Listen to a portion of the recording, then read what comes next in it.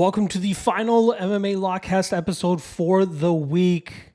I'm your host, Manpreet, aka MMA Lock of the Night, your boy on social media at MMALOTN, and the architect behind the MMA Fight Archive, ensuring you leave no stone unturned when you're researching these upcoming MMA events. With over 17 different promotions covered on this service, we have close to 3,900 fighter profiles currently posted for you guys, so you can go to these fighter profiles, get direct links to past fights, research up on these fighters, and then make your predictions, bets, handicapping, analysis. We got commentators on here. We got fighters on here. We got coaches on here.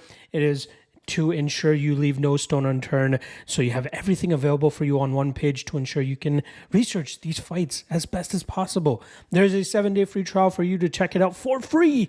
Check the link in the description below. Once again, that is the MMA Fight Archive. Check out why we have over 75 currently subscribers. Kind of redundant there, but you know what I mean. Make sure you guys check it out. All right, we are going to be capping off the content this week with Bellator Championship Series Dublin, headlined by a welterweight title fight between Jason Jackson as he takes on Ramazan Kuramagomedov. We were supposed to have another title fight on this card. I believe it was supposed to be... Actually, I don't know what it was supposed to be. It was supposed to be another title fight because PFL has kind of ensured that all these Bellator cards are going to have two title fights on them. And unfortunately, one of them fell out. So they just have Jason Jackson defending his title here against undefeated Ramazan Kuramagomedov. Obviously, a ton of chalk on this card, as you usually expect from Bellator cards and PFL cards. Usually set up matches. A lot of times it's just to make the hometown person look much better. It's unfortunate, but that's usually the case with Bellator and PFL. So I'm going to rifle through these ones a lot quicker for you guys here. The fight card actually kicks off tomorrow afternoon, so a little bit earlier of a start time. Obviously, they're in Dublin, going to be doing prime time over there, and they're going head-to-head with the UFC card, so you're going to have to double screen it if you want to watch both cards. PFL obviously goes down in a couple hours if you're looking for breakdowns for that. I dropped a full card breakdown for you guys, I believe on Tuesday or Wednesday, so you guys can check out my YouTube channel for that.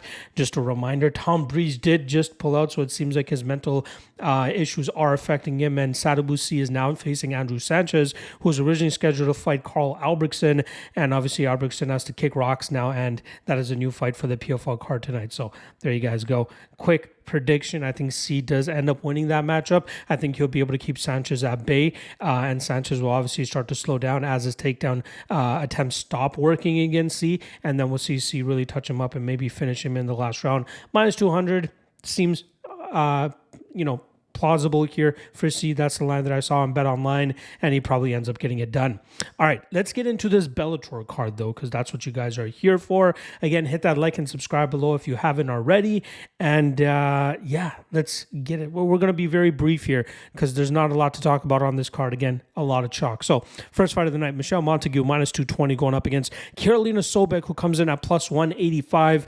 Going into researching this matchup, I really expected to make Montague a lock of the night play, but after running the tape, it's obvious that Sobek has a better chance than the odds are indicating here. I think Montague is the physically more imposing fighter here. Obviously, she might have a little bit more power, although her striking pretty much a wash compared to what Sobek's bringing to the table there as well. But I really think it's going to come to the physicality and strength of Montague being able to land those takedowns and get some top control. Sobek, I wouldn't be surprised if she's able to get her classic head and arm throw here against somebody like Montague, who seems to still be getting the technical aspect of the game down. But considering her training over there at American Top Team, along the likes of Kayla Harrison, Yana Santos, all those other killers that they have over there at American Top Team, gotta believe that Montague will be more than prepared for this matchup. I'm just not so comfortable at minus 220, but I am going to pick her to win. Her submission prop at plus 250 may be worth a little bit of a sprinkle, but I could see her snatching up her fifth straight rear naked choke victory. Next up, super chalky Shinobu Ota comes in at minus 1,800, going up against short notice replacement Roger Blanque, coming in at plus 900. Ota, Japanese wrestler, his 3 losses that he has on his record are against guys that have 40-plus MMA fights. So he's been taking some giant steps up in competition in terms of at least experience even this early in his career, just because of his wrestling background. And you see him more often than not successful with the wrestling, striking, obviously what you would expect from a wrestler, wide winging hooks, power shots, but mainly looking to get fights to the ground and smash his opponents. He should be able to do that here against Blanque, who is very active in terms of moving a lot and landing blitz attacks, very active off of his backs with submissions, but with that activity brings him leaving openings that a guy like Ota should be able to take advantage of, eventually passing to a more dominant position and eventually finishing him. I think the under 1.5 is not bad. Next up, Sarvajan Khamidov coming in at minus 410, going up against Marceli Alves coming at plus 310. Fun fight here, but I do think that Khamidov ends up continuing his undefeated streak, which I believe would bring it now to 16-0. Relentless wrestler, does a great job in terms of timing his takedowns and getting his opponents to the mat. A tremendous cardio game as well, which makes it hard for opponents to, continuously work back to their feet or stop the takedowns. Alves might have a slight striking advantage, but I think the openings that he'll end up leaving with landing his big shots or throwing his big shots will allow Khamidov to change levels here, drag this fight to the ground, and really put the wear and tear on Alves here. So I think we see Khamidov cruise to a decision victory here without too much issue. Hassan Magomedsharipov coming in at minus 3,000, going up against Tyler Mathison coming in at plus 1,400. Magomedsharipov obviously could end up being the better Magomedsharipov brother here, Hassan, I should have said, compared to Zabit, who has hung it up and will probably never fight again. But Hassan has a better gas tank than his brother did, which is why he's been able to go out there and win fights in deep waters as well, without showing too much of a flaw or slowdown. Obviously, flashy striking, but brings in relentless grappling and a very solid top control game. Tyler Mathison is a BJJ brown belt who has pulled off upsets on the regional scene in the past. For CFFC, he also pulled one off in LFA as well over a high-level wrestler, but he is a guy that can be controlled and out-grappled, as we saw in his loss to Pena Alamov. He is good in terms of providing enough resistance that it might be hard for Magomedsharipov to actually get the finish in this matchup, which is why I don't mind the over 1.5 around minus 135, minus 140, because I could see this leaking into the second or third rounds. Magomedsharipov has some good finishing abilities, but we've seen him struggle to put a couple of guys away, and considering the type of grappling that I've been seeing from Mathison in the past, even if he's the one getting smashed, he still shows a good enough resistance that he has been yet to be finished in his professional career. And Magomedsharipov is obviously the most likely candidate to find a finish against him, but I still think he'll struggle to do it within 7.5 minutes. So I'll take Magomedsharipov, probably Magomedsharipov by decision, but the over 1.5 is not too shabby here. All right, next up, Nathan Kelly coming in at minus 1,500, going up against Jose Sanchez, who comes in at plus 850. Sanchez coming in on short notice, as Diata ended up pulling out of this card, I believe, a week or 2 weeks ago.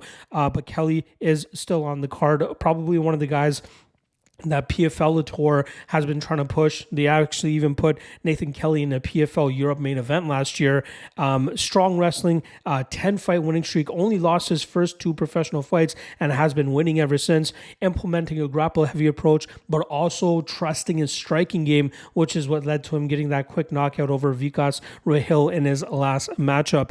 I'm expecting him to go out there and smash Sanchez here, who will be looking to get this into the grappling realm, but I think that we'll see Kelly get the better of him in those scrambles, be the strong wrestler, be the guy with stronger top pressure as well, and I think we end up seeing him grind this fight out to a decision. We saw Jose Sanchez, I believe it was Sanchez, that went up against Magomedsharipov, and we saw that fight go the full 15 minutes. Sanchez, again, strong enough grappler to give some resistance, but just not good enough to be able to pull off an upset here at plus 850 in my opinion. All right, next up, Kasumov going up at minus 155, going up against Mattos, who comes in at plus 135. I was pretty big on Kasumov last time around against Josh Hill, and he just squeaked out a decision over Josh Hill that night, as he utilized his relentless grappling approach to put Hill in bad positions, but he was unable to accrue consistent, substantial control time that made it clear in his favor. But obviously, we saw the judges still scored in his favor there, 2 of the 3, I should say. But one thing that I got to have some qualms about with him is that he just doesn't dish out enough damage during his grappling. Like, he's good with his jiu-jitsu, and he's been able to snatch up a couple of submission victories as well. But if he's unable to submit his opponents, he has to look to more than just controlling his opponents. He has to try to damage them and try to sway the judges even further in his favor, rather than just getting 30 seconds of control time, getting back out into distance, eating a couple shots, and then getting another takedown going. That's kind of been his issue, and that's kind of my problem with him, especially going up a guy, Mattos, who's going to be looking to dish out damage here. We saw him return from an ACL injury, and it was successful in his debut, as he had a very good showing against Richard Palencia. He got dropped in the second round, but managed to quickly recover and eventually get a submission victory of his own. He normally showcases a power punching style, moving forward and landing big strikes. He also has an improving grappling game as well. The two losses that are on his record are against Piotr Jan in ACB and then Magomedov in his Bellator debut. Again, high-level guys. Is Kasumov of that level? Is possible. But I think that we'll see the difference maker here being Mattos landing more damage, even if he's the one getting grappled here. He showcased that he can defend takedowns up against the cage while landing damage, which ultimately will have those scenarios in his favor. But he's going to have to stay off of his back and just continuously try to land damage in this spot. So as a slight dog, I think Mattos probably the edge here. Again, it's going to be control versus damage, and I'm hoping that we get enough damage from the Mattos side to end up getting his hand raised here. Close fight, without a doubt. All right, next up, Dara Kelly coming in at minus 1,200, going up against Matthias Poiron, coming in at plus 750. Kelly has been nothing but a winner since his 9-0 amateur days to now 5-0 as a professional. Loves to use his grapple heavy style, putting opponents in bad positions where he can posture up and land some ground and pound to finish the fight, or snatch up submissions and get his opponents to tap as well. He trains out of SPG Ireland and is probably one of the better prospects that we've seen come out of there in a long time. And he's just so goddamn dominant with his grappling that it's so hard for his opponents to have any success against him, especially in the striking realm, because he does a great job in terms of timing his takedowns, or at least timing when to initiate in the clinch, so that he can eventually get the fight to the ground where he is dominant. His opponent this weekend, Poiron, comes in suffering his first professional loss last time around in a championship fight where he got finished in the 4th round of the fight, but normally is a guy that likes to showcase a decent grappling game of his own. He kind of struggles up against the cage in terms of dragging his opponents to the ground, especially guys that actually can provide him legitimate resistance. But once he gets fights to the ground, he's solid. I'll give him his credit there. He's been able to pull off a plethora of submission finishes as well due to that grappling style that he brings to the table. But I think he is outmatched here in Kelly, who's just a little bit more dangerous on the mat. Minus 1,200, obviously a little bit hard to get behind, considering, there is always that banana peel situation that can happen in MMA. And at minus 1,200, is there really enough of a payoff to be throwing something like that into a parlay? Again, this is a card riddled with heavy, chalky favorites, so you might have to lean on one or two of these guys to just get the price tag a little bit better on some of these parlays. And Dara Kelly could potentially be one of those guys as well, but I do expect him to dominate this fight in the grappling realm, and I think it ends up leading to him finding a finish. Minus 180, I believe, for the under 2.5. Not bad on that either. All right, probably the fight that I'm looking forward to most on this entire card, probably actually, you know what, there are some fun fights on the UFC card, so I'm not going to get too out of my bag here, but probably a top 5 fight that I'm looking forward to, top 3 fight that I'm looking forward to this weekend. Novenyi Jr. coming in at minus 135, going up against Dalton Rosta, coming in at plus 115. Now, Novenyi Jr. comes from a Greco wrestling background. His father was in the Olympics for that, and you see him showcase that wrestling style earlier in his MMA career, but has recently taken a liking to his stablemate striking style in MVP, who loves to use that point karate style, hands down, darting in and out of the range and landing his straight shots down the pipe. He has paid for that against certain opponents who were able to counter him effectively, and then he ended up going to his wrestling and still ended up getting the win. But this guy is a very bright prospect at 24 years old who could definitely be a future title contender in the Bellator promotion. High level of potential, but I wonder how he's going to fare against the guy in Dalton Rosta, who is clearly going to be his toughest matchup to date. Rosta has the wrestling to compete against Novenyi Jr. in terms of being able to stay out of bad positions. And then in the striking realm, I think we'll see Rosta bite down on his mouthpiece enough here to counter Novenyi Novenyi Jr. whenever he blitzes forward with his MVP-like attacks. I think that's going to cause Novenyi Jr. to go back to his wrestling where it could be competitive, but I think that we'll see Rosta shuck off most of those takedowns, land the more damaging blows with his slight striking advantage, and showcase that he has better experience. They have roughly around the same amount of fights, but Dalton Rosta has been going up against tougher opponents, and he is coming off of his first professional loss against Aaron Jeffrey, who really put him through the ringer with a high activity, high pace, and grinding style. I think Rosta will come back even more improved since that loss that he took back in August, and we'll see him be able to hand Novenyi Jr. the first loss of his professional career. Close fight. Gonna go with the dog here, but even if Rosta was a slight favorite in this spot, I would probably take a shot on him still. Novenyi Jr., ultra prospect in my opinion, but I think that this might be too big of a step up for him compared to the last opponent that he faced coming into this fight. All right, next up, Sinead Kavanagh coming in at plus 125, going up against Arlene Blencowe, comes in at minus 145. Now, both of these women competed against each other back in 2017, and it was Blencowe who was able to get a split decision as they were pretty much trading the same amount of strikes back and forth, but it was Blencowe who caused more damage on the face of Kavanagh, which ultimately allowed the judges to score the fight in her favor. Since that matchup, both these women are 5-4 in their respective careers, so it makes sense to line them up here. They're also much older now. Again, that fight was 7 years ago. You got Blencowe now at 41, Kavanagh at 38. Kavanagh coming off a bad performance against Sarah Collins, I believe it was last time around, in a fight where she was just happy to play patty cake with her and allow that fight to slip away from her. But if we see a little bit more aggressiveness from her, she is a little bit more experienced compared to the first time that she fought against Blencowe. She should be able to land a little bit more damage, and at least seem like the fighter that's moving forward a little more. Blencowe might be the tighter and cleaner striker here, but you got to wonder if she can be effective at 41 years old. Given the fact that this is also taking place in Dublin, the big shots that Kavanagh may land could end up getting a bigger rise out of the crowd, which could impact the judges as well. I saw this as a coin flip fight, so I was kind of surprised to see the line starting to skew more towards Blencowe. Not completely surprised, as obviously she is the better technical striker, and this will likely play out similar to the first fight, but I'm expecting to see a slightly more aggressive version of Kavanagh this time so that she can go out there and get the dub here. So Kavanagh plus 125, but again, I want nothing to do with this fight due to the coin flip nature of it. One fighter lands a couple more shots than the other, or if one fighter is able to bust up the other one a little bit more, make it look better for them optically, that could change the trajectory of this fight and who ends up winning it at the end of the day. I still will lean Kavanagh ever so slightly, but man, you're better off flipping a coin in this matchup, in my opinion. All right, co-main event, the long-awaited and anticipated Bellator debut for one of the hottest prospects that we saw, or free agents that we saw in a while, and Paul Hughes. He comes in at 1,100, going up against the experienced Bobby King, who comes in at plus 700. Now, Paul Hughes, Cage Warriors veteran, spent the majority of his career over there, suffered one loss at the hands of a former champion Jordan Vucenic by split decision. He ended up avenging that loss and making it look pretty easy that time, but this kid is uber talented, from his striking to his grappling to his fight IQ. He puts on very impressive performances. And I believe the qualm here, I know a lot of people wanted to see him in the UFC, but we know for a fact that the UFC was not going to pay him the amounts that PFL and Bellator are, because the UFC is promoting the UFC.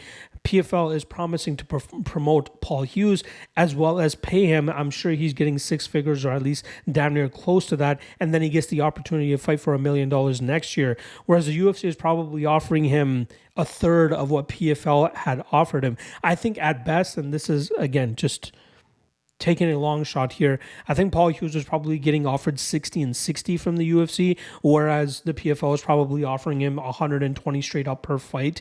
That's probably what caused Paul Hughes to go over there, and he's still young enough that he could have a career in Bellator, continue to build the lore of his name, and then eventually jump over to the UFC when the UFC decides, okay, he is a big enough star and worthy enough for a little bit more money.